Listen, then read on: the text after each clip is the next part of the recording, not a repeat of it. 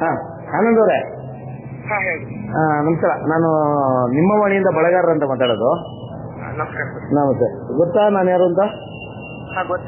ಹೆಂಗೆ? ನಮ್ಮ ಗ್ರೂಪ್ನಲ್ಲಿ ನಮ್ಮ ಲೈಮನ್ ಮಾಡುವಂತ ವಾಹಿನಿ.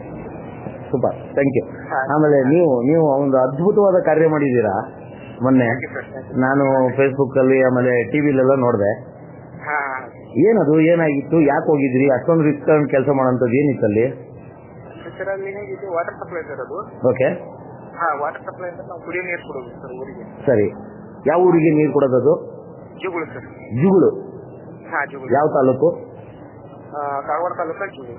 ಕಾಗವಾಡ ತಾಲೂಕು, ಬೆಳಗಾಂ ಜಿಲ್ಲಾ. ಒಟ್ಟಲ್ಲಿ ಈ ಸಾರಿ ಬೆಳಗಾಂ ಜಿಲ್ಲೆಯಲ್ಲಿ ಹೆಚ್ಚು ಕಡಿಮೆ ಒಂದು ಅತಿವೃಷ್ಟಿನೇ ಆಗಿದೆ ಅಲ್ವಾ? ಮಳೆ, ಭಯಂಕರ ಮಳೆ ಬಂದು ಕೃಷ್ಣಾ ನದಿ ನೀರಾಗಿರ್ಬೋದು, ಮಹಾರಾಷ್ಟ್ರದಿಂದ ಬಂದಂತ ನೀರಿಂದ. ಹೌದು ಸರ್. ಆಮೇಲೆ ನಂದು ಏನಿದೆ sir camp Maharashtra border sir. ಓಹೋ, ಸರಿ ಸರಿ. ಕೆಲವಾಗೋದೇನೆ ನಮ್ ಕ್ಯಾಂಪ್ ಸರ್. ಓ ಸರಿ ಸರಿ. ಕರ್ನಾಟಕ ಸ್ಟಾರ್ಟ್ ಆಗೋದು, ಆಮೇಲೆ ನಿಮ್ ಸಬ್ ಡಿವಿಷನ್ ಸ್ಟಾರ್ಟ್ ಆಗೋದು ಅಲ್ಲಿಂದಾನೆ. ಸರಿ ಸರಿ ಸರಿ. ರಾಜಾಪುರ ಬ್ಯಾರೇಜ್ ಏನಿದೆ ಅಲ್ಲ ಸರ್, ಸ್ಟಾರ್ಟ್ ಆಗೋದು. ಓಕೆ. ನಿಮ್ದು ಯಾವ ಕ್ಯಾಂಪು? ಜುಗುಳ್ ಕ್ಯಾಂಪ್. ಜುಗುಳ್ ಕ್ಯಾಂಪ್. ಓಕೆ. ನೀವು ಯಾವಾಗ ಪಾಯಿಂಟ್ ಆಗಿದ್ದು? ನಾನು 2017. 17. ಓಹೋ, 15-17ನೇ ಬ್ಯಾಚ್ ಅವ್ರು ನೀವು. ಸರಿ, ಆಯ್ತು ಸರ್. ಏನಾಯ್ತಲ್ಲಿ? ಜಾಸ್ತಿ ಆದ್ರೂ ನಾವು ಜುಗುಳು ಊರಿಗೆ ಕುಡಿಯಲಿಕ್ಕೆ ನೀರು ಕೊಡ್ಬೋದು. ಸರಿ ಸರಿ. ವಾಟರ್ ಸಪ್ಲೈ ಅದು ಏನ್ ಮಾಡಿದ್ರು, ಅವ್ರು ಪೆರಲ್ಗಳೆಲ್ಲ ತಕೊಂಡು ಹೋದ್ರು. ಸರಿ. ನೀರ್ ಜಾಸ್ತಿ ಆಗ್ತಿತ್ತು. ಇನ್ನು ನೀರ್ ಜಾಸ್ತಿ ಆದ್ರೆ ನಾನು ಹೋಗಿ ಅಲ್ಲಿ 3 TC ಡಿವಲ್ ಬಿಟ್ಬಿಟ್ಟು 3 TC ಡಿವಲ್ ಬಿಟ್ಟಿದಾಗ ನಮ್ಮ ಊರಲ್ಲಿ ಕರೆಂಟ್ ಉಳಿಯುತ್ತೆ ಸರ್. ಉಳಿಯುತ್ತೆ. ಇಲ್ಲಾಂದ್ರೆ ನೈಟ್ ಲೈನ್ ಕಟ್ ಆಗ್ಬೋದು ಸರ್. ಅದು ಒಂದು ಡಿವಲ್ ಸೆಲ್ಗೆ ಬಂದು. ಓಕೆ. ನೀರು ಜಾಸ್ತಿ ಆದಂಗೆಲ್ಲ ನಿಮ್ಗೆ ಟ್ರಾನ್ಸ್ಫಾರ್ಮರ್ ಲೆವೆಲ್ ನೀರು ಬಂದು ಶಾರ್ಟ್ ಸರ್ಕ್ಯೂಟ್ ಆಗಂತ ಚಾನ್ಸಸ್ ಇರುತ್ತೆ. ಓಕೆ. ಆಮೇಲೆ ವಾಟರ್ ಸಪ್ಲೈದಲ್ಲಿ ಅಲ್ಲಿ ವಾಟರ್ ಮ್ಯಾನ್ ಇರ್ತಾರಲ್ಲ, ಅವರು ಅಲ್ಲಿ ಒಳಗೆ ಹೋಗಿ ಆ ಪೆನಲ್ಗಳೆಲ್ಲ ತಿರ್ತಿರ್ತಾರೆ. ಏನಾದ್ರೂ ಅವ್ರಿಗೆ ಆಗ್ಬಾರ್ದು ಅಂತ ಹೇಳಿ ನಾನ್ ಮಾಡಿದ್ದೆ. ಅಲ್ಲಿ ಬೋಟ್ ಸರ್, ಅಲ್ಲಿ ಬೋಟನ್ನು ಹೋಗಂಗಿಲ್ಲ. ಈಸ್ಕೊಂಡೇ ಹೋಗಿರಾ? ಈಸ್ಕೊಂಡೇ ಹೋಗಿದ್ದೆ. ಓಕೆ. ಅಲ್ಲಿ ಯಾರ್ಯಾರು ಇದ್ರಿ ಸರ್? ನಾನು ಇದ್ದೆ, ಆಮೇಲೆ ಅಲ್ಲಿ ಊರವರು ಸ್ವಲ್ಪ ಜನ ಇದ್ರು ಸರ್. ಆಮೇಲೆ ನಮ್ಮ ಸುರ್ಗುಟ್ಟಿ ಅಂತ ಹೇಳಿ ಅವರು ಲೈಮನ್ ಮೋಹನ್ ಹೊರಟೆ ಅವರು ಇದ್ರು.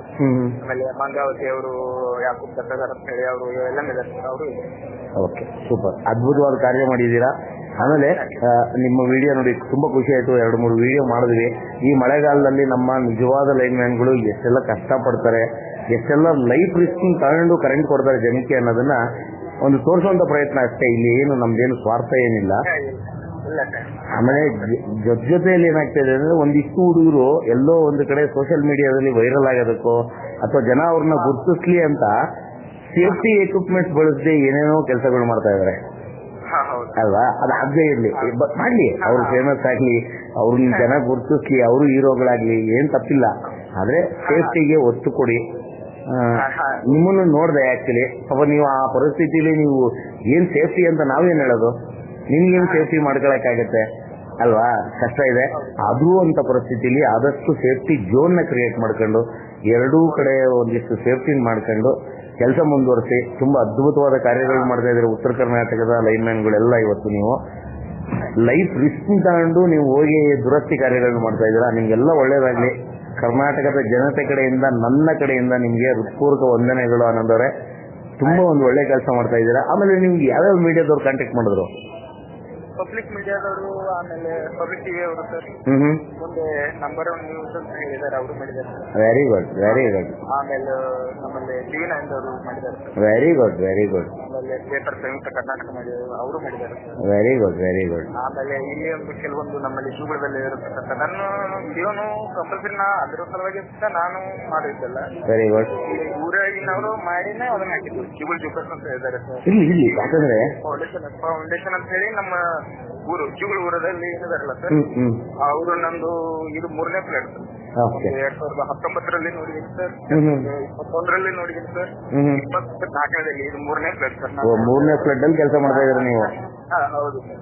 ಅವಾಗೂ ನಾನು ಮಾಡಿದ ಕೆಲಸನ ಈಗೂ ಮಾಡಿದ್ದನ್ನ ಅವರೇ ಮಾಡಿದ್ದಾರೆ. ಇಲ್ಲ ಆನಂದ್ ನೋಡಿ, ಇವಾಗ ನೀವೇನೋ ಇದುಮೆ ಮಾಡಿದ್ದೀರಾ ಅಂತಲ್ಲ. ಹೌದು, ನಿಜವಾಗ್ಲೂ ಜನಕ್ಕೆ ಕಷ್ಟ ಗೊತ್ತಾಗಬೇಕು. ಏನಾಗುತ್ತೆ ಅಂದ್ರೆ, ಸಹಜವಾಗಿ ಕರೆಂಟ್ ಹೋದಾಗ ಜನ ಬೈಕತ್ತಾರೆ, ಯಾವನಪ್ಪ ಲೈನ್ ಕರೆಂಟ್ ತೆಗೆದ್ಬಿಟ್ಟ, ಯಾರೇನ್ರಿ KEB ಅವರು ಕರೆಂಟ್ ತೆಗೆದ್ಬಿಟ್ರು ಅಂತ ಮಾತಾಡ್ತಾರೆ.